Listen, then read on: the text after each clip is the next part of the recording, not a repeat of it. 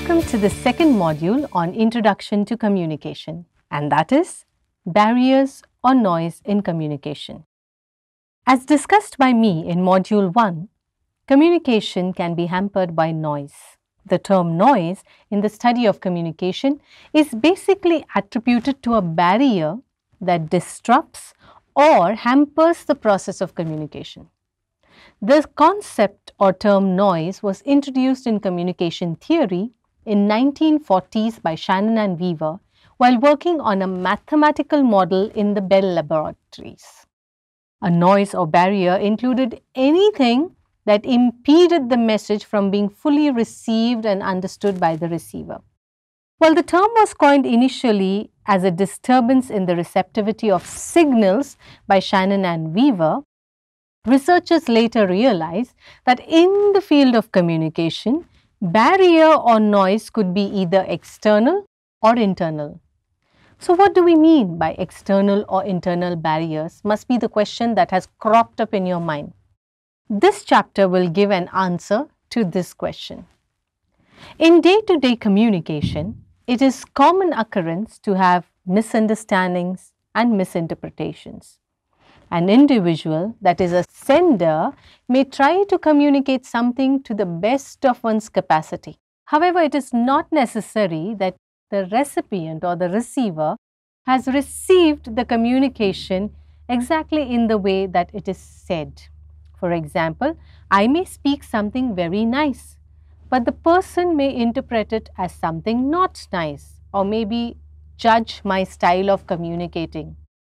So there may be something that leads to the receiver not understanding the message in the same way as sent by the sender. This is noise. For example, let's take also a situation of where there is external noise, like A and B are talking to each other over the cell phone, but A is standing in his office and has a quiet atmosphere, while B is standing on the roadside and there's a lot of traffic around and there is car honking and B is struggling to hear what A is trying to say. The sound of the traffic drowns the voice of A over the cell phone. In such a case, B is not able to understand what A is actually trying to say. So B may ask A, please can you repeat the message? I can't hear you, there's a lot of traffic sound. Or perhaps maybe I'll call you back later. Can I call you back later? So B will be later compelled to walk to a quieter place to be able to listen or to understand what A is trying to say. In such a case, in this example, the sound of the traffic on the road is a noise. Okay, or perhaps the train passing by, that also could be noise. So in this case, the noise was external, it was in the traffic, but it need not be always external, it can also be internal. There are elements of noise that can exist within each individual. Therefore, in any communication, a barrier or noise is the element which interferes with the decoding of messages by a receiver, sent over a channel by an encoder or a sender. Noise or barrier in communication leads to communication failure or undesirable response to communication due to the problem in the decoding of the message. The barriers could be physical, they could be environmental, they could be semantic, attitudinal, or even psychological. So there are different types of noise or different types of barriers. So many research scholars categorize them into types. So they say that there are external noise barriers, and when we are going to discuss external noise barriers, we are going to discuss two types of external noise barriers, physical and mechanical. Then there are also internal noise barriers. When we are talking about internal noise barriers, we are going to discuss about physiological noise, psychological noise, and psychosocial noise. And the third type of noise that we are going to discuss is semantic noise. So come then, let's start defining external noise for you. Louis Kay, in his book Basics of Social Communication, defines external noise by saying When communication is disturbed due to factors that are external to the people involved in the interaction, we say that there is external noise. So, external noise is now classified into two types of noise. So, we will be discussing two types of noise, and that is physical noise and mechanical noise. So, what do we talk about when we talk about physical noise? An external physical noise could be anything that is external or in the surrounding that prevents or disrupts the reception of the message encoded by the sender. In the words of Rothwell, physical noise is an external or environmental stimulus that distracts us from receiving the intended message sent by any communicator. So, Louis Kay and Keval Kumar, another very good research scholar from India, specify four aspects of physical noise. We refer to these terms while elaborating on physical noise. So, the first type of physical noise you could say is competing stimulus. Any noise in the surrounding that disrupts communication could be identified as competing stimulus. For example, if I am on the road trying to talk to somebody over the phone or even with my friend, the honking of vehicles, the loud music, birds, or perhaps I am standing at the station, so the train passing by, all this could lower the receptivity of communication and drown out the message.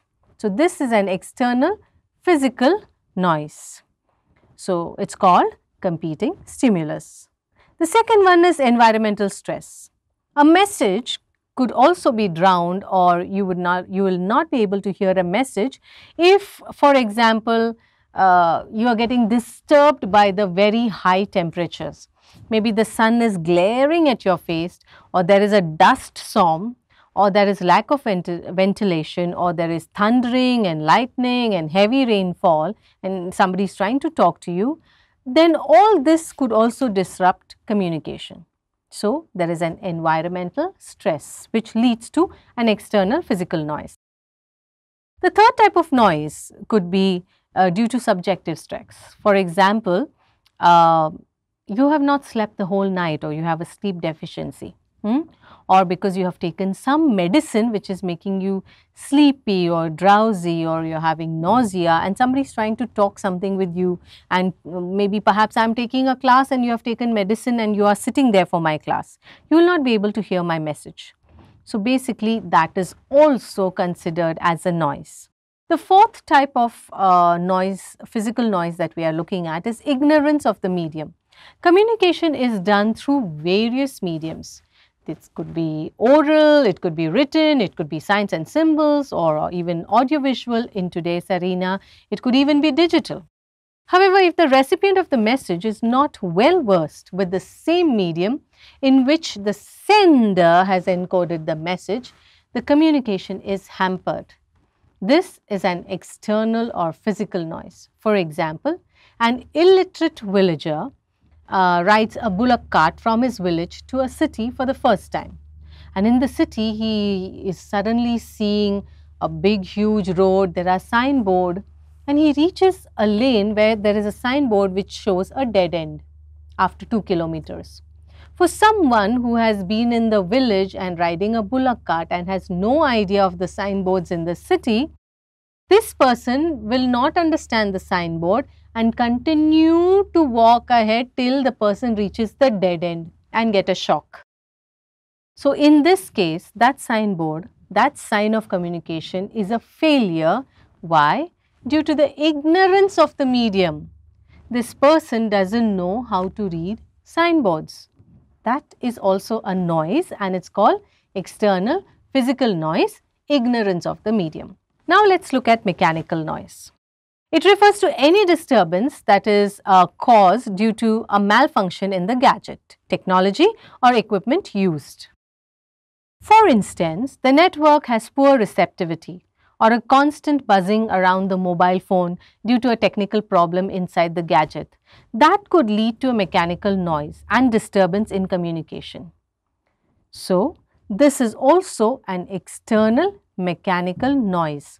Now, for example, I have given you all an assignment, and somebody gives me an assignment in a very bad handwriting. No? And I find it very difficult to correct your assignment. That means that bad handwriting has become a mechanical noise for me. It is because of that disturbance that I am not able to read what you are communicating to me in your assignment. So, this is what we call as an external mechanical noise, or perhaps you are trying to talk to me on the phone and there is lot of reception difficulty, then that is also an external mechanical noise. Now, let us look at internal noise. Internal noise is a noise whose source is within the individual persons involved in the communication process, which hampers the process and leads to disruption in the understanding of the message. That means the noise is within me when I am talking to someone. Internal noise can be classified into three: physiological noise, psychological noise, and psychosocial noise. Physiological noise. This includes bodily ailments like high fever and bodily factors that disturb the reception of messages. Bodily disabilities could also lead to lack of understanding of the message. So, someone with a poor eyesight will have a struggle in reading a message, or perhaps let us say a font which is really tiny on the paper. This is an internal physiological noise. Now, let us come to the second type of internal noise, which is psychological noise. Now, psychological noise could also mean mental noise. Psychological noise is also termed as mental noise at times due to the fact that this noise is caused due to psychological problems that could stem from either stress, fear, tension, emotional distress, or preconceived notions, stereotyping problems and prior assumptions could lead to a noise from within the individual that prevents the reception or a transfer of a message. It could also deal with attitudinal problems that a person has within her. Hence, this is an internal psychological noise. Keval J. Kumar in his book Mass Communication in India beautifully mentioned 4 different elements that lead to psychological noise. One is the frame of reference. Keval J. Kumar says that it is a kind of window through which we look out at the world, at people, at events, at situations. Our experience make a difference in our life. So, we start looking at others, judging others, or understanding the world through that frame of reference. It's basically a system of standards and values, usually implicit, underlying, and to some extent controlling an action or the expression of any belief, attitude, or idea. This window is often created based on our experience in the situation that a person has grown up in. For example, if somebody has grown up with lot of problems in the childhood, may not be able to interpret the world in a very nice way. The person will always have a frame of reference that tells this person that my childhood has been bad. So, it's not that the world is good, the world will always have problems. So, this child may have trust issues, while communicating with others. Why? Because this child has got a background in which he or she is brought up in a manner where the child has had to face lot of problems. So, the child will interpret the world according to the frame of reference that the child has grown up with. So, now let us look at the second type, and that is self-image. Many psychologists emphasize the importance of self-image and self-worth. You could even say self-esteem. A person's self-image does play a very, very important role in communication. A person with a low self-image may understand and communicate differently as compared to a person with a high self-esteem.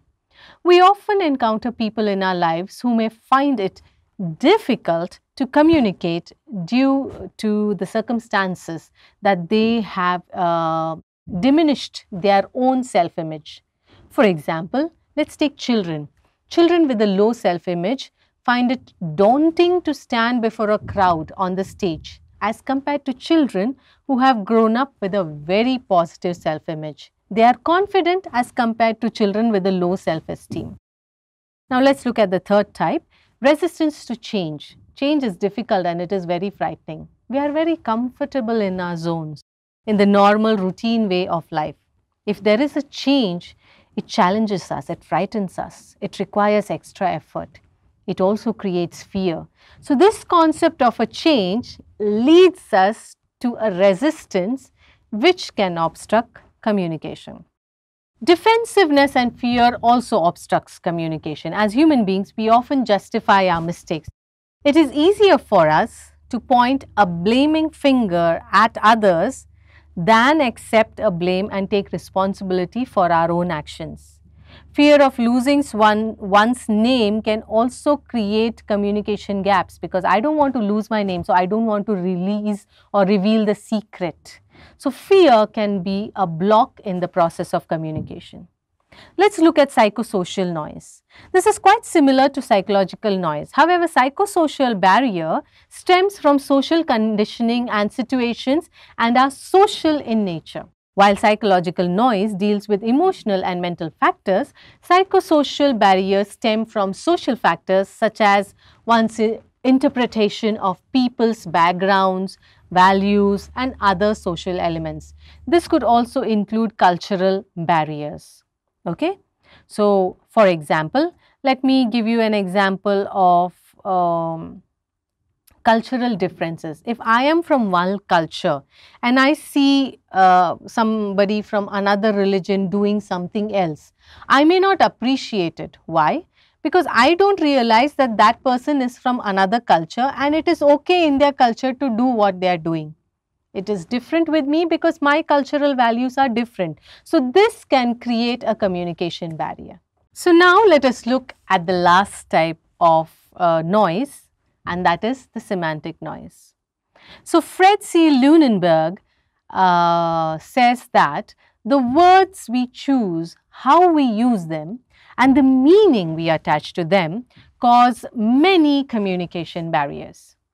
The same word may mean different things to different people. Language barriers can often create problems and create a noise or a barrier in communication. Language problems can lead also to difficulty in deciphering the message. For example, I may say something in foreign land, but the way I speak English is different from the way they speak English. So they will not be able to understand me. That's a language barrier, which does happen in semantic noise. So Julia T. Wood, in her book, says that authors sometimes create semantic noise by using jargon or unnecessarily technical language. Now let's take for an example. An ordinary person from a secretarial background, if he or she is asked to draft the summary of a book on engineering with a language that is very technical in nature, that person will not be able to make sense out of that engineering language. So Louis Kay states that semantic noise is related to many such factors, such as people's knowledge level, their linguistic skills, their communication skills, their experience, their prejudices, their cultural backgrounds, their worldviews, and so on. So basically, semantic noise has to do with the meaning behind the words, gestures, or signs or symbol. For example, let's take the word weed. Now, if you talk to a person who is into gardening and you talk about weeds, the person will think of grass growing in the field. But if you talk about weed to some college students or perhaps somebody who is into drugs, for them the word will mean drugs. No?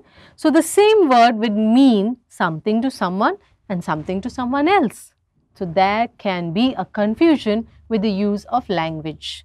So that's what we talk about semantic noise. So with that, we conclude this second module. In the next module, we will discuss types of communication, verbal and non-verbal communication. So see you.